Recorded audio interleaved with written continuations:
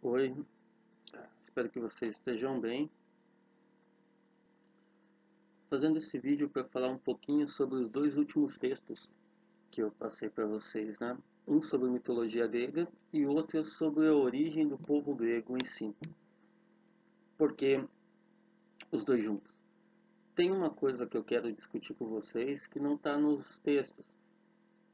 Talvez para alguém que tenha prestado um pouquinho mais de atenção, tentado imaginar um pouquinho, talvez tenha até mais contato com as histórias gregas, né? Já filme, videogame, gibi, tenha talvez se ligado um pouquinho, que é como a mitologia grega e a origem da Grécia Antiga estão ligadas, né? Eu passei para vocês a origem histórica da Grécia, mas existe também alguns contos, alguns mitos gregos que ajudam a explicar a origem do povo grego, certo? A que eu passei para vocês é a versão histórica, existem algumas versões mitológicas para a origem desse povo específico. Por que tanto os gregos, os persas e os egípcios a gente estuda a religião deles? Porque estudar história é se entender um pouco de como aqueles povos pensavam, certo? O que eles pensavam de parecido com a gente e o que eles pensavam de diferente. E é impossível entender a mentalidade de um povo sem entender como era a relação desse povo com o divino, como que era a religiosidade desse povo. Por isso que a gente estuda tanto as religiões de todos os povos que a gente estuda, a gente vê um pouquinho de como era a religião deles. Além de ser fundamental para entender o modo que eles pensavam, não existe uma separação no indivíduo. Não existe, por exemplo, eu, Tiago, hoje eu sou o homem religioso, amanhã eu sou o homem do trabalho, ou depois amanhã eu vou ser o homem da família. Não, essas três coisas andam junto. A forma como uma pessoa entende as forças superiores, entende as divindades, ou um povo entende as divindades, se reflete no cotidiano daquele povo. Na arquitetura, como é no caso dos egípcios, né, que a gente estudou, a pirâmide é uma construção também religiosa. No caso dos gregos, a gente tem os templos, a arquitetura da cidade era toda voltada para que o templo ficasse no lugar mais alto da cidade, certo? Pudesse ser visto de qualquer parte da cidade, o templo principal, né? E isso é respeitado até hoje na Grécia. Então a gente precisa entender a religião para entender o povo que a gente está estudando. Uma outra coisa que é importante se falar é que a mitologia grega ela está enraizada na nossa sociedade brasileira de 2020, certo? A gente usa muito algumas coisas, algumas palavras que vêm da mitologia grega.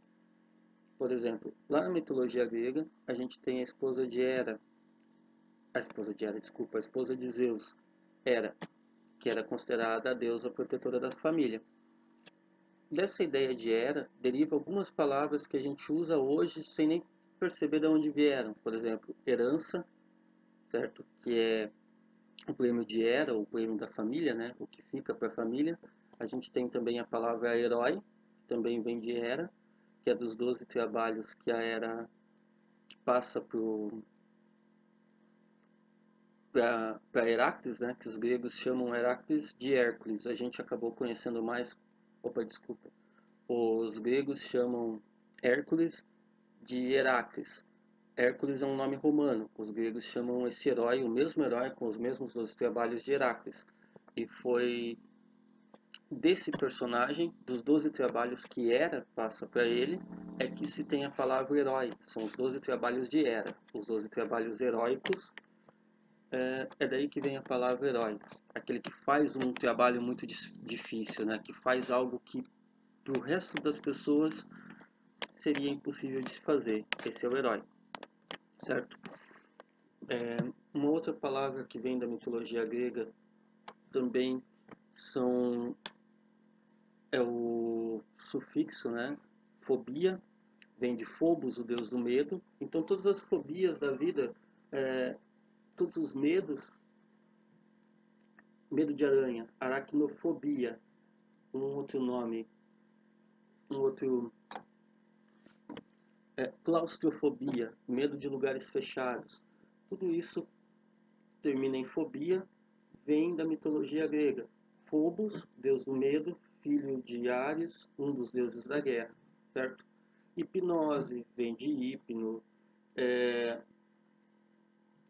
o, a morfina, que é uma droga usada como anestésico em alguns hospitais ao redor do mundo. Por ela fazer sonhar, ela vem de Morfeu. Por ela botar o cara num estado de sonolência, ela é chamada de morfina. Morfina, o deus grego, Morfeu, desculpa, de onde vem a palavra morfina, é o deus grego do sono. E por aí a gente pode tirar várias palavras que vieram dos mitos gregos. Então são essas duas razões que a gente estuda a mitologia grega. A primeira, dando um resumo de tudo, pela importância desse estudo para entender a mentalidade grega. E a segunda é porque essa mitologia ainda está muito enraizada no nosso cotidiano. Isso, das palavras que eu citei para vocês, é só um exemplo do eco dessa mitologia hoje em dia. Se eu for pegar, por exemplo, filmes, eu tenho a Odisseia, que é bem famoso.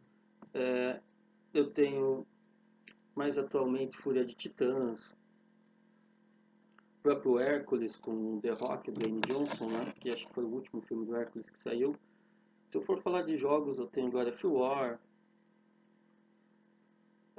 que para vocês é bem conhecido. Se eu quiser falar de quadrinhos, ou até filmes derivados de quadrinhos, eu acho que o mais conhecido agora é a Mulher Maravilha, né? Para quem acompanha quadrinho, principalmente aquela fase de 2014 do Brian Azzarello, né? Tem muita referência da mitologia grega, que a principal vilã é Eris, que é a deusa da traição. E eu tenho também a fase da Mulher Maravilha, talvez para aqueles que têm tios, que têm quadrinhos antigos ou que gostam de ler na internet essas coisas um pouquinho mais antigas. Eu tenho aquela fase lá de 1989, do Jorge Pérez, que também tem vários seres mitológicos um pouco menos conhecidos, não só Zeus e Poseidon, que são os que estão em todas, né? Mas também tem um Cato, tem o próprio Phobos, o Deimos, são vilões que aparecem nessa fase do quadrinho da Mulher Maravilha, que vai de 1989 até 1994. Sem contar a própria personagem, que é uma amazona, que também é um ser do imaginário grego, certo? E quanto à fundação da Grécia? Isso tudo que eu falei é sobre a mitologia. E como a fundação da Grécia, que é o último texto que eu passei, se relaciona com a mitologia? Simples. Primeiro período, falar primeiro da ideia do período Cretáceo. Né? Primeira grande civilização a surgir nessa região do Mediterrâneo, uma civilização que alguns já identificam como grega e outros chamam de pré-grega, é a civilização cretense. A ilha de Creta é uma ilha ali na Península Grega, e essa ilha dominava todas as outras cidades da região, certo? E de tempos em tempos, o rei desta ilha, ele pedia para se enviarem alguns jovens como tributo das outras cidades. Essas cidades pagavam tributo para Creta, porque Creta era militarmente mais avançada e dominava aquela região. As cidades pagavam esses tributos em pessoas, em alimento e em metais preciosos, certo? Essas pessoas, esses jovens que iam para Creta, eles não voltavam. Eles ficavam ali, talvez servindo no palácio, talvez fazendo parte do exército cretense. Eles eram dados como tributo, talvez até sendo vítimas de rituais de sacrifício. Os historiadores ainda não sabem precisar todos os fins que se davam para as pessoas que iam das outras cidades gregas levadas de navio até Creta. Nesse contexto, surge um mito muito famoso, que é o mito do Minotauro. Esse mito conta que o rei de Creta, chamado de Minos, ele prometeu a Poseidon, se Poseidon fizesse um favor para ele, que daria o melhor touro que ele tinha, o touro mais bonito para Poseidon. Poseidon faz o favor e o rei acaba desistindo e sacrificando qualquer outro boi para ele e não aquele animal que tinha prometido. Poseidon, muito bravo como castigo, faz com que a mulher do rei Minos engravide, e quando nasce um bebê com corpo humano e com cabeça de touro. Lembram? Porque ele não quis dar o touro para Poseidon. Poseidon achou que essa seria uma vingança engraçada. O rei de Minos, com medo de matar o bebê, já que era filho de um deus, né? Era uma criatura feita por Poseidon, e fazer Poseidon ficar ainda mais bravo, e ao mesmo tempo ele não podia deixar essa aberração na corte. Então ele chama um arquiteto chamado Dédalo, que era o homem mais inteligente da Grécia nessa época, e pede para o Dédalo fazer um labirinto, do qual ninguém pudesse escapar. Dédalo termina o labirinto, e o Minos, como ele é desonesto com Poseidon, ele seria também infiel ou ingrato com um humano, né? Muito mais com um humano. Se ele não teve medo de trair um deus, ele não teria medo de trair um humano.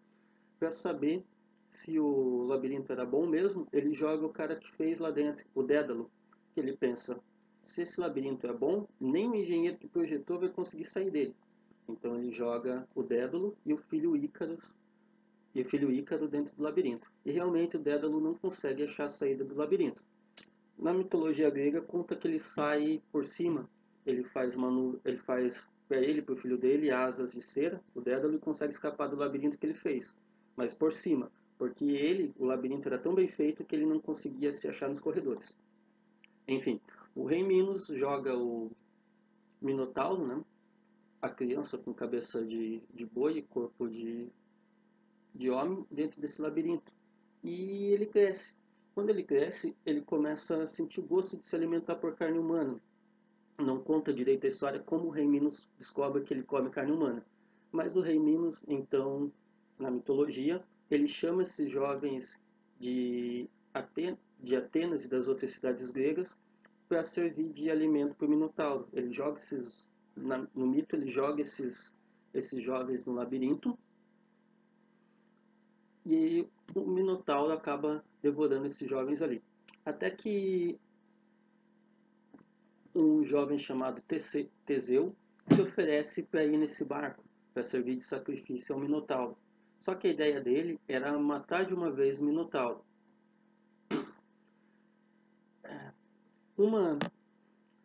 Quando ele chega lá, quem dá para ele a dica é a filha do rei Minos, uma princesa chamada Ariadne.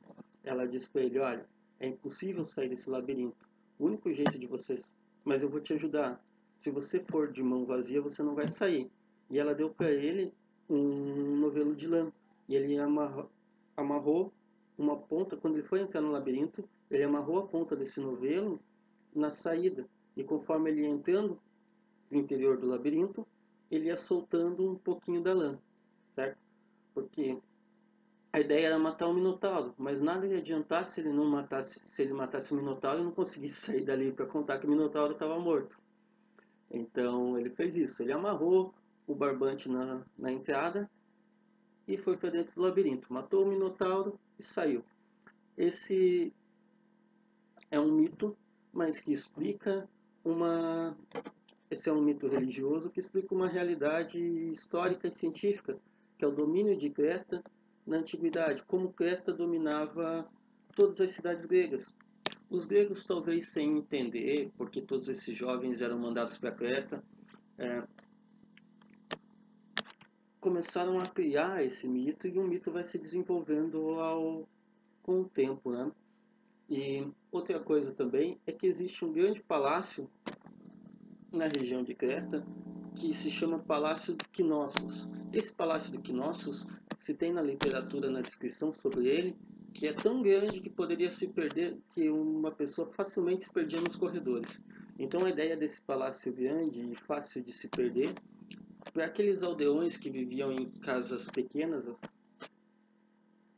nas outras cidades gregas, aquilo ali para eles podia parecer com um labirinto, e a ideia vai subindo, né?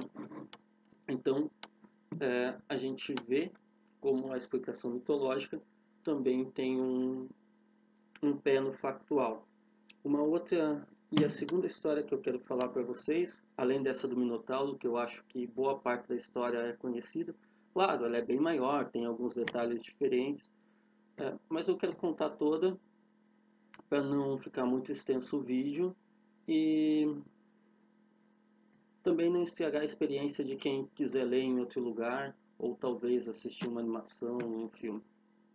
A próxima história é a história da guerra dos gregos contra os troianos. Esta tem um detalhe importante que é, durante muito tempo, os historiadores e arqueólogos debateram se essa história teria um fundamento de verdade, uma guerra entre gregos e troianos, ou se ela seria toda narrativa, só uma narrativa religiosa. Não se sabia da, da existência, se teria existido ou não uma cidade chamada Troia. Só no século XX, século passado, é que se descobriu na Turquia o que seriam os restos de Troia. Então essa história já ganhou um pouco mais de peso, né? Já se admite que a guerra realmente existiu. Mas a história que é narrada na Ilíada por Homero é uma história toda cheia de deuses e personagens fantásticos, que é o que a gente chama de epopeia. Epopeia é quando você mistura eventos reais com personagens mitológicos, personagens fantásticos, ou como vocês queiram chamar, se quiserem chamar de personagens religiosos também fiquem à vontade, são todos sinônimos.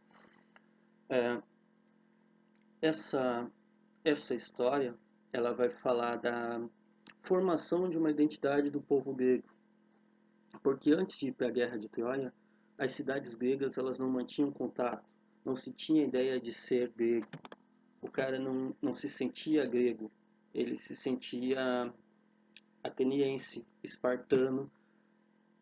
Cada cidade era muito fechada em si. A ideia de um povo só como o povo grego, ela é construída a partir do mito da guerra de Troia. E também é cheio dos deuses. Começa quando Helena é uma donzela tão linda que para os reis da Grécia não brigarem, para os reis das cidades gregas não brigarem, dão para ela uma coisa que nenhuma mulher tinha na época, né? Principalmente as da nobreza. Dão para ela o direito de escolher o próprio marido. Os gregos, então os reis de todas as cidades gregas, concordam que Helena vai escolher o próprio marido, porque ela era tão bonita que se fosse para algum homem escolher ela, ao invés do contrário, eles iam lutar e todos os reis gregos iam entrar numa luta sem fim, iam se matar entre eles para ver quem ia ficar com ela, certo? Ela então escolhe o rei de Esparta, Menelau, que era considerado, era conhecido como o homem mais belo de toda a Grécia. E os dois casam e vivem felizes. Só que lá pelas tantas, Heitor, o príncipe de Troia, e o irmão dele, Paris, vão visitar Esparta. E o príncipe Paris se apaixona por Helena. Certo? Tem uma história com deuses antes, que a própria deusa Afrodite teria prometido para Paris o amor da donzela mais bela do mundo, mas isso tem muitos detalhes, então só o que vocês precisam saber é que Paris se apaixona por Helena e ele rapta ela e leva ela para Troia, certo? Lembra que aqueles outros reis gregos tinham jurado que iam aceitar a escolha de Helena pelo marido? E é esse juramento que eles fizeram de que iam aceitar quem ela escolhesse que obrigam eles a ajudarem a Menelau a resgatar a esposa que está em Troia. E assim se começa a guerra. Os gregos eles vão lutar contra os troianos para tentar resgatar a mulher do rei de Esparta, a mulher de Menelau, que foi sequestrada por Paris, um dos príncipes de Troia. E essa história ela é cheia de seres fantásticos. Por exemplo, tem um guerreiro que é amigo do Aquiles, né? Que é chamado de Ajax.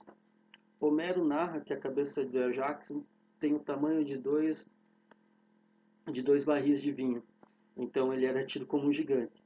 O próprio Aquiles, ele é filho, ele é um semideus, é filho de um humano com Deus, e ele tem ele é banhado no rio Estige. Esse banho dele no rio Estige faz com que ele seja todo imortal e penetrável. Só que, como a mãe dele segurou ele pelo calcanhar, quando foi banhar ele, o calcanhar não foi molhado por essas águas. Então, ali no calcanhar, ele podia ser ferido. Sem contar que a mitologia narra que ele foi treinado por um centauro chamado Quiron. É, esses e outro ser fantástico também que tem, inclusive esse tem um filme muito bom sobre ele que se chama Odisseia, é Odisseu, que é o homem mais sábio do seu tempo. E a gente tem essa guerra que dura 10 anos, né, dos gregos contra os troianos.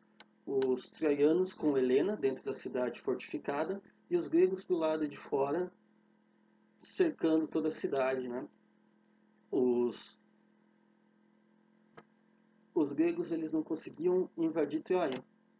Então, Odisseu, que era um general grego, o homem mais inteligente da época, ele tem a grande ideia de fazer um cavalo de madeira e entregar para os troianos.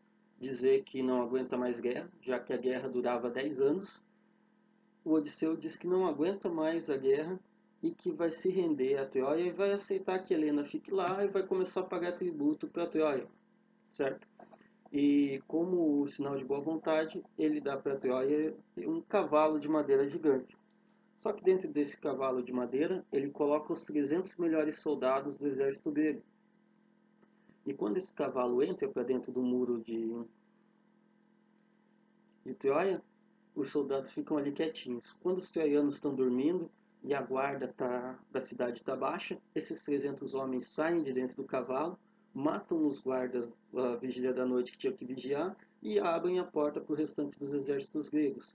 E é assim que os gregos conseguem vencer, vencer os troianos, certo? Essa história é cheia de elementos religiosos e elementos fantásticos, mas a gente sabe hoje em dia que essa guerra realmente existiu. E a gente sabe que possivelmente essa guerra tenha sido que deu aos gregos uma identidade de povo, que uniu as cidades que antes eram muito afastadas. Provavelmente não tenha sido só pela esposa de alguém, tenha tido motivos financeiros ou territoriais, né? Mas o que aconteceu, aconteceu, certo? É muito interessante como essa história também narra o início de várias outras coisas, como a contagem matemática foi inventada durante a Guerra de Troia. Odisseu inventou a contagem para saber quem estava em maior número, os gregos ou os troianos. Também tem a ideia de quando Odisseu vai voltar para casa na Odisseia, ele enfrenta um centauro, né? E ele diz para o centauro que o nome dele é Ninguém, e dá vinho com esse centauro bebê. Quando o centauro dorme, ele fura o centauro, desculpa, o ciclope. O ciclope é aquele bicho que tem um olho só, o centauro é aquele que tem um corpo de cavalo. Certo? Ele fura o olho, o único olho do ciclope. Ele tinha dito para o ciclope que o nome dele era Ninguém em toda a conversa, no dia inteiro. Quando ele fura o olho do ciclope, o ciclope vai contar para os irmãos, os ciclopes maiores, que alguém tinha cegado, furado o olho dele. E os irmãos perguntam para o Ciclope, então, quem te cegou? E o Ciclope responde, ninguém me cegou. Então, as histórias do Odisseu não é só no cavalo de Troia, que ele foi extremamente genial, mas foi também ao longo do resto da história dele, das narrativas dele, né? Todas as aventuras dele, do Odisseu, são aventuras onde o que determina a sobrevivência, o que faz dele um herói é a inteligência, enquanto Ajax, que era o gigante, era a força física, a força bruta. Ele se destaca no campo de batalha porque ele tem o tamanho de vários homens. Ele vem de uma terra de gigantes, na mitologia grega, e ele é gigante perto dos outros gigantes. Aqui ele se destaca pela coragem. Tem um filme que vocês podem ver sobre esta guerra que se chama Troia. Só que esse eles tentam dar um ar mais realista para a guerra, não fazem tão fantástica quanto é no livro mesmo, que se chama Ilíada, que é o livro de Homero. Certo? Não se esqueçam, a mitologia, existe a origem histórica, científica, segundo os registros, e existe a origem mitológica. Falando um pouco aqui da origem histórica agora, depois de toda essa conversa sobre mitologia, a gente pode ver também no texto que eu passei, agora sobre o iniciozinho da Grécia, que não existia, no começo, não existia um povo grego. O povo grego foi formado pela mistura de vários povos, certo? Hoje se fala muito de mistura de povos. Antes se tinha um termo que eu considero errado, que é a mistura de raças. É, como eu já falei para vocês, povo, etnia é um conceito diferente, né? Ethos vem do grego, inclusive, significa costumes. Então essa mistura de costumes, de povos de lugares diferentes, com costumes diferentes, ela já é muito antiga, né? Os próprios gregos, eles não surgiram para a história como gregos prontos. Eles são uma mistura de dórios, jônicos, eólios, micênicos, cretenses, vários povos diferentes com cultura e até religiões diferentes que depois se misturaram ali, certo? Isso vale para a gente hoje em dia. Muita gente fala, sou descendente de português, mas o próprio português ele é uma mistura do muçulmano com os povos do norte da África, com indo-europeus, com os próprios latinos, né? Com os próprios romanos, que por sua vez são misturas de latinos, sabinos, etruscos, e por aí vai. Não existe um povo que tenha surgido magicamente como um povo e até hoje conservado essa identidade de povo. Existe essa troca cultural que transforma, certo? Existe essa junção de várias culturas que fazem surgir uma nova cultura da soma das três, quatro dos outros. Os gregos são assim, são jônios, eólios, dórios, principalmente, mas tem vários outros povos ali que compõem a identidade do povo grego. Não achem que a mitologia é uma coisa só para curiosidade, só para enfeite e bonitinho, né? Não se pode estudar um povo sem entender a religião daquele povo. E existe muita riqueza na mitologia grega. Tem muita coisa que faz a gente entender a história da Grécia, mas tem muitos contos que servem como lição de moral até para a gente hoje em dia. E algumas dicas que eu posso dar para vocês, caso vocês não queiram estudar, mas queiram consumir na hora vaga de vocês de lazer alguma coisa que tenha a ver com mitologia grega, tem um filme, para quem gosta de filme antigo, antigo não, né? Nos 80 ainda não chega a ser em preto e branco. Não lembro agora se era da década de 70, final de 70 ou começo de 80, mas tem na Netflix, que é Jasão e os Argonautas, a Odisseia, se não me engano, também tem na Netflix. Eu tenho, como eu falei para vocês, também uma outra dica que eu dou são os quadrinhos da Mulher Maravilha, eles são bem ricos, né? E o jogo God of War, apesar de ser muito diferente da ideia que os gregos tinham de deuses, é uma introdução para vocês se familiarizando com os nomes e ainda uma brincada. Até porque eu acho que essas mídias, elas não têm a mesma função que a escola, de ensinar vocês sobre a mitologia grega. Pelo contrário, elas fazem você ter interesse por aquilo.